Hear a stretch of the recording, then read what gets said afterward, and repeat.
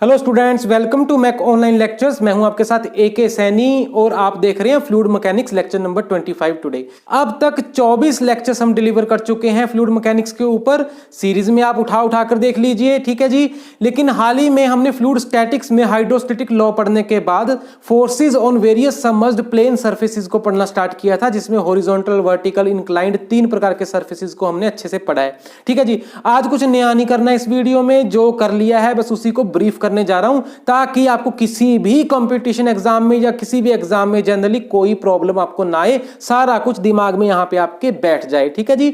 सारा कुछ जो हमने एक्सप्लेन किया अब तक उसी को ब्रीफ करने जा रहा हूं इस छोटी सी वीडियो में, एक ही चार्ट पे। मैं इनफैक्ट मैंने मार्कर भी आज नहीं उठाना, तो आप देखिए। देखो, सबमर्ज्ड प्लेन सरफेस कोई भी हो, यानी कि हॉरिजॉन्टल पड़ा हो, वर्टिकल पड़ा हो, या इस तरह से जो आपको दिखाई रखा है इंक्लाइंड पोजीशन में पड़ा हो, उसका हम सब एनालिसिस कर चुके हैं अब तक, ठीक है जी। जो हॉरिजॉन्टली पड़ा था सरफेस, उसकी डिस्कशन हमने लेक्चर नंबर 19 में की थी। वर्टिकल जो पड़ा है इस तरह से प्लेन सरफेस, उसकी डिस्कशन 3 लेक्चर्स में हुई है, 20, 21 और 22 में। और तीसरा जो इंक्लाइंड पड़ा है सरफेस, डूबा हुआ किसी फ्लूइड के अंदर, उसकी डिस्कशन हमने 23 और 24 नंबर लेक्चर्स, यानी कि 2 लेक्चर्स में हमने की।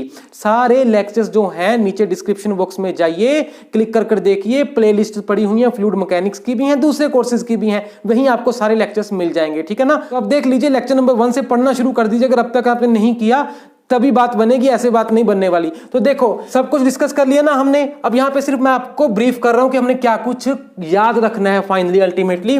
देखो, यहां पे फोर्स और सेंटर ऑफ प्रेशर डेप्थ, ये 2 चीजें हमने निकाली हैं हर केस में। अगर तो हॉरिजॉन्टल प्लेट पड़ी है तो फोर्स कितना है, WAYC। वर्टिकल है तब भी WAYC, इंक्लाइंड है तब भी WAYC, यानी कि फोर्स तो WAYC ही रहता है, उसमें कोई चेंज नहीं आता। जैसे मर्जी आप प्लेट को रख दो किसी भी ओरिएंटेशन में, ठीक है जी।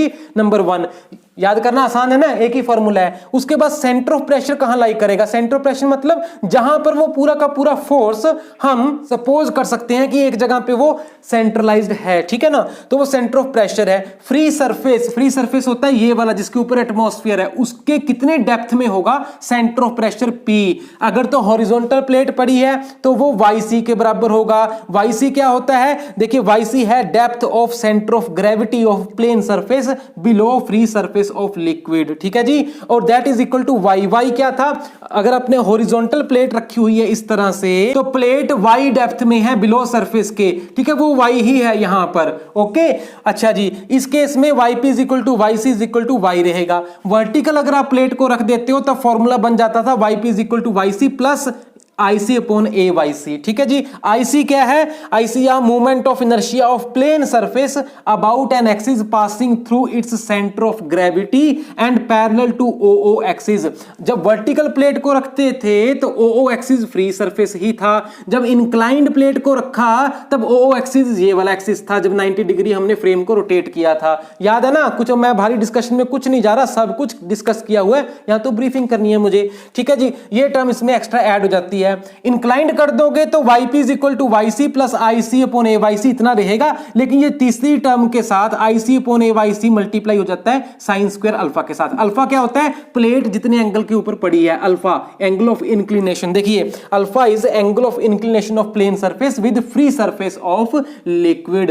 ये जनरल फॉर्मूला भी है। अगर आप अल्फा 0 पुट कर दोगे हॉरिजॉन्टल का केस बन जाएगा, ये चीज आ जाएगी। वर्टिकल पुट कर दोगे 90 डिग्री तो ये चीज आ जाएगी। तो जनरल फॉर्मूला भी वो है एक प्रकार से, तो आपने ये सिर्फ याद रखना है, ठीक है। इसके अलावा W इस फॉर्मूले में आया है, वो क्या है, specific weight of fluid into which surface is submerged.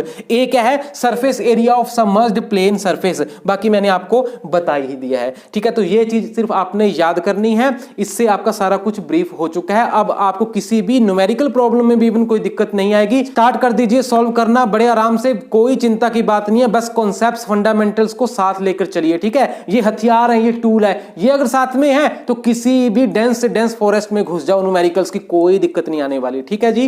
तो थैंक यू वेरी मच। आपने बड़े पेशेंस के साथ सुना होगा। ये पिछले लेक्चर्स नहीं देखे अब तक तो देख लीजिए पिछले, क्योंकि सीरीज में चलोगे तभी बात बनने वाली है, ऐसे तो कुछ आपको समझ में नहीं आएगा।